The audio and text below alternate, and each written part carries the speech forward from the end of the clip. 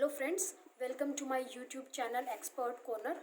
Today we are going to cover National Policy of Education 1992. हम इससे पहले NPE 1968, NPE 1986 already cover कर चुके हैं. आज हम national Policy of Education 1992 cover करने वाले हैं. सबसे पहले मैं आपको एक चीज़ बताती हूँ कि अगर आपके एग्ज़ाम में क्वेश्चन आता है कि write a short note on Programme of Action, तो भी आपको नेशनल पॉलिसी ऑफ एजुकेशन 1992 ही लिखना है, बिकॉज 1992 को ही प्रोग्राम ऑफ एक्शन POA 1992 बोला जाता है. अगर आपके एग्ज़ाम में क्वेश्चन आता है कि revised national policy on education 1992 को एक्सप्लेन कीजिए, तो भी आपको नेशनल पॉलिसी ऑफ एजुकेशन 1992 को ही एक्सप्लेन करना है.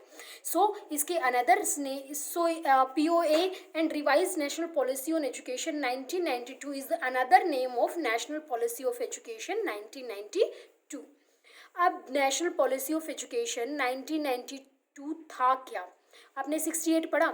68 का मॉडिफाइड फॉर्म क्या था? 86. अब 86 का मॉडिफाइड पॉलिसी क्या है? 1992. ठीक है. जो हमारी नेशनल पॉलिसी 1992 है, it is a modified policy of 1986. 1986 को मॉडिफाई किया गया है. इसके अंदर सिंपल टर्म्स में समझने की कोशिश करो. सबसे पहले एक कमेटी बनाई गई. कमेटी किसकी चेयरमैनशिप में बनाई गई थी? आचार्य राममूर्ति की चेयरमैनशिप में, मई 1990 में. ओके, मई 1919 में आचार्य राममूर्ति की चेयरमैनशिप के अंदर एक कमेटी बनाई गई. उस कमेटी को क्या बोला गया कि आप एक काम कीजिए, आप NP national Policy of education जो है उसको क्या कीजिए, रिव्यू कीजिए और अपने रिकमेंडेशंस बताइए. ठीक है, नेशनल पॉलिसी ऑफ एजुकेशन को रिव्यू करके आप अपने रिकमेंडेशंस बताइए. उन्होंने उस पॉलिसी को रिव्यू किया और अपने रिकमेंडेशंस हमें सबमिट किए. उसके बाद जुलाई 1991 में एक और कमेटी बनाई गई.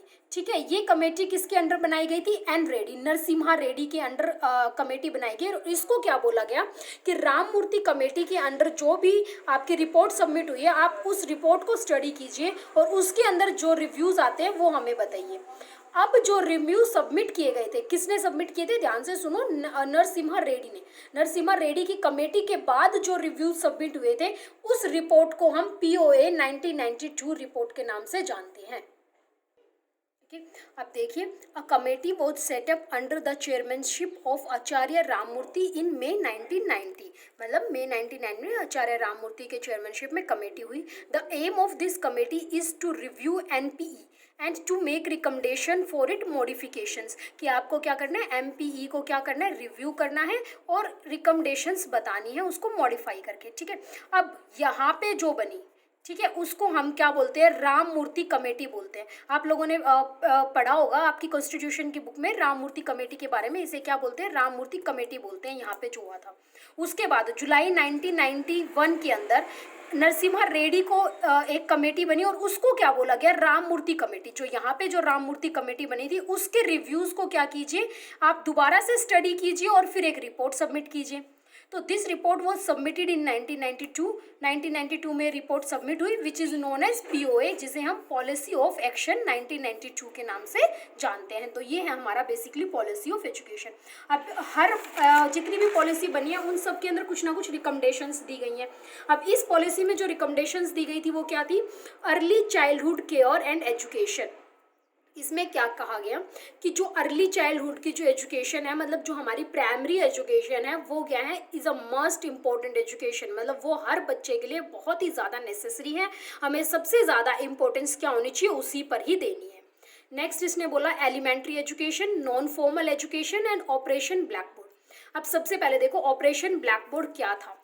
ऑपरेशन ब्लैक बोर्ड में बोला गया था 2 large rooms that are very useful in all weather. Means हर स्कूल के अंदर 2 बड़े कमरे होने चाहिए जो हर सिचुएशन में, हर वेदर कंडीशंस के अंदर क्या हो? यूजफुल हो. Necessary toys end game materials. Means school के अंदर हर आवश्यक खिलौने, नेसेसरी टॉयज और गेम्स मटेरियल अवेलेबल होने ही होने चाहिए. एक ब्लैक बोर्ड. ये बात 1992 की हो रही थी. उस टाइम पे व्हाइट बोर्ड स्कूल्स में होते नहीं थे, इसलिए यहाँ पे ब्लैक बोर्ड मेंशन किया गया है. हर स्कूल में एक ब्लैक बोर्ड होना चाहिए. Maps, charts and other learning materials. School के अंदर मैप्स होने चाहिए, चार्ट्स होने चाहिए और बहुत सारे लर्निंग मटेरियल्स होने चाहिए जो बच्चों की एजुकेशन को क्या करें? इन्हांस करें. नेक्स्ट हमने देखो यहाँ पे देखा था ना ऑपरेशन ब्लैक बोर्ड और non formal education. Non formal education के अंदर अब उसने क्या कहा था? देखो, हमारी इंडिया एक इकलौती कंट्री है जिसमें क्या है, डिप्रेस्ड क्लासेस है। Depressed classes like boys and girls के लिए एजुकेशन अलग अलग है, भाई लड़कियों को एजुकेशन नहीं देनी, लड़कों को एजुकेशन देनी है। शेड्यूल का क्लासेस होती हैं, ये इस कास्ट को हम एजुकेशन प्रोवाइड नहीं करेंगे, ये बैकवर्ड क्लासेस हैं, हैंडीकैप है तो उनके लिए अलग से कोटा बना हुआ है। तो ये क्या होता है कि all they are fail to receive education in formal classes. तो इस टाइप के जो बच्चे होते हैं वो फॉर्मल क्लासेस में एजुकेशन नहीं ले पाते, तो उन लोगों के लिए क्या बनाया है, नॉन फॉर्मल एजुकेशन बनाया गया है। देखो जो शेड्यूल क्लासेस हैं, लाइक ऐसी क्लासेस होती हैं जैसे बैकवर्ड क्लासेस हैं, वो फॉर्मल स्कूल्स में नहीं जा पाते, फॉर्मल एजुकेशंस नहीं ले पाते, तो उनके लिए क्या बनाया, नॉन फॉर्मल एजुकेशन बनाया। नेक्स्ट इसकी रिकमेंडेशन क्या थी, कंट्रीब्यूशन टू कम्युनिटी। अब देखो कम्युनिटी की क्या बोला गया उसने, कि कम्युनिटी की भी रिस्पॉन्सिबिलिटी है कि वो नॉन फॉर्मल एजुकेशन को फाइनेंशियली क्या करे, सपोर्ट करे। ठीक है, responsibility of community also to provide financial and other related contribution to non formal education. अगर हमें लगता है कि भाई स्कूल्स के अंदर बुक्स की शॉर्टेज है, तो हमारी कम्युनिटी की रिस्पॉन्सिबिलिटी है कि हम अपने बच्चों की पुरानी बुक्स उनको दे दें, ताकि नॉन फॉर्मल जो ऑर्गेनाइजेशन है वो क्या कर सके, अपनी स्टडी को कैरी कर सके। नेक्स्ट है अपॉइंटमेंट ऑफ वीमेन इंस्ट्रक्टर। अब ये क्यों था, देखो 1992 की बात चल रही है। उस टाइम पर कुछ पेरेंट्स ऐसे होते थे जो ये चाहते थे कि हमारी जो गर्ल स्टूडेंट्स हैं उनको सिर्फ वीमेन इंस्ट्रक्टर ही उनको क्या करें, टीच करें। ठीक है, इन सच अ केसेस एक प्रोविजन बनाया गया कि स्कूल्स के अंदर गर्ल्स चाइल्ड के लिए वीमेन इंस्ट्रक्टर बनाए गए, कि अगर स्कूल के अंदर हमें मेल स्टाफ को रिक्रूट करना है तो हमें फीमेल स्टाफ को ही भी रिक्रूट करना पड़ेगा, और जो गर्ल्स चाइल्ड को है उनको बेसिकली कौन पढ़ाएंगी, वीमेन जो हमारी स्टाफ है वही पढ़ाएंगी। ठीक है, सो क्या था, provision of women instructor for girl child, इसके अंदर ये प्रोविजन दिया गया था। नेक्स्ट आपका था लिंकेज। अब देखो मैंने डायग्राम बनाया, आप इस डायग्राम से समझने की कोशिश कीजिए। लिंकेज बेसिकली क्या था, नॉन फॉर्मल स्कूलों को हम फॉर्मल स्कूल्स के साथ क्या करेंगे, लिंक्ड करेंगे। और किसके साथ लिंक करेंगे, public library and mass education के साथ। अब नॉन फॉर्मल ऑर्गेनाइजेशन तो है ही, नॉन फॉर्मली बच्चों को एजुकेशन दे रही है, तो इसमें क्या था, हम उनको फॉर्मल स्कूल्स के साथ लिंक करें। ठीक है, और उनको पब्लिक लाइब्रेरी और मास एजुकेशन के साथ भी क्या करें, लिंक करें। मतलब इन तीनों का एक बेटर लिंकेज होना चाहिए। नेक्स्ट आपके थे फॉलो अप प्रोग्राम्स। देखो फॉलो अप प्रोग्राम्स बेसिकली क्या है, professional and technical courses will be organised for the students who passed from non formal institute. देखो अब बच्चे नॉन फॉर्मल इंस्टीट्यूट से पास तो हो गए हैं, लेकिन उसके बाद फिर क्या, उनका आगे उनका फ्यूचर, उनकी जॉब अपॉर्चुनिटीज़, तो उनको ऐसे प्रोफेशनल और टेक्निकल कोर्सेज मतलब हमें प्रोवाइड करने चाहिए, ताकि उनके एम्प्लॉयमेंट के लिए आगे जो रास्ता है, जो पाथ है, वो क्या हो जाए, ओपन हो जाए। तो इसलिए हम उन्हें कुछ फॉलो अप प्रोग्राम्स प्रोवाइड करते हैं। नेक्स्ट है एनकरेजमेंट टू वॉलेंट्री एजेंसीज। इसमें देखिए those areas where government institutions are not available, जहाँ गवर्नमेंट इंस्टीट्यूशंस अवेलेबल नहीं है for providing non formal education. Means ऐसी जगहें जहाँ नॉन फॉर्मल एजुकेशन प्रोवाइड करने के लिए गवर्नमेंट इंस्टीट्यूट्स अवेलेबल नहीं है, वहाँ पर उन एरियाज़ के अंदर जो वॉलेंट्री एजुकेशन है उनको क्या करना चाहिए, सामने कम फॉरवर्ड, मीन्स सामने आना चाहिए और टेक पार्ट। वहाँ पे क्या करना चाहिए, एक्शन लेना चाहिए, पार्ट लेना चाहिए उन लोगों को। ऐसे एरियाज जहाँ नॉन फॉर्मल एजुकेशन हम प्रोवाइड नहीं कर सकते बच्चों को, वहाँ वॉलेंट्री एजुकेशन जो एजेंसीज है उनको सामने आना चाहिए और बच्चों की एजुकेशन के अंदर क्या एक्टिवली पार्ट लेना चाहिए। ठीक है, नेक्स्ट है आपका 6th ईयर प्लान।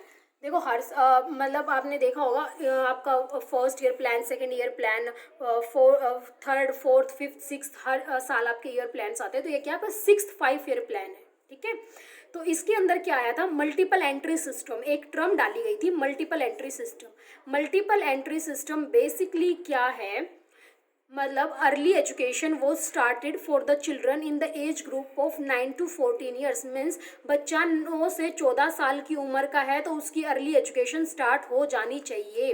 स्टार्ट क्या, 14 ईयर तक बेसिकली उसकी अर्ली एजुकेशन खत्म हो जानी चाहिए। अब आज से बहुत साल पहले की बात करते हैं, बच्चा 5 साल का है, उसको स्कूल में एडमिशन करवाते थे। ठीक है, 5 ईयर के बच्चे का, तो 12th तक पहुँचते पहुँचते उसकी एज कहाँ पहुँच जाती थी। अब आजकल क्या किया, 3 ईयर्स का बच्चा है, 2.5 ईयर्स का अगर कोई बच्चा है तो वो स्कूल्स में एडमिशन ले सकता है। ठीक है, next who fail to go to school and who drop out of school, for those students diversified courses will be started. Means जो बच्चे या तो स्कूल नहीं जा पाते हैं या बीच में ही स्कूल छोड़ देते हैं किसी रीज़न की वजह से, ठीक है, तो उन बच्चों के लिए क्या है, डाइवर्सिफाइड कोर्सेज क्या करने चाहिए, स्टार्ट करने चाहिए। नेक्स्ट है आपका 7th 5 ईयर प्लान। जो 7वां आपका 5 ईयर प्लान था उसके अंदर क्या बोला गया, नॉन फॉर्मल एजुकेशन। ठीक है, नॉन फॉर्मल एजुकेशन क्या होगी, those students who had no time to attend full time courses और who are not interested to go to school. Means जो बच्चे जिनके पास फुल टाइम कोर्स अटेंड करने के लिए टाइम नहीं है, या जो बच्चे इंटरेस्टेड ही नहीं है कि हम स्कूल में जाएं, उन बच्चों को नॉन फॉर्मल एजुकेशन के थ्रू क्या प्रोवाइड की जाएगी, एजुकेशन प्रोवाइड की जाएगी। नेक्स्ट आपका 8th 5 ईयर प्लान। अब 8th 5 ईयर प्लान के अंदर बहुत सारी टर्म्स इन्होंने मेंशन की थी। फर्स्ट थी आपकी establishment of non formal education centres.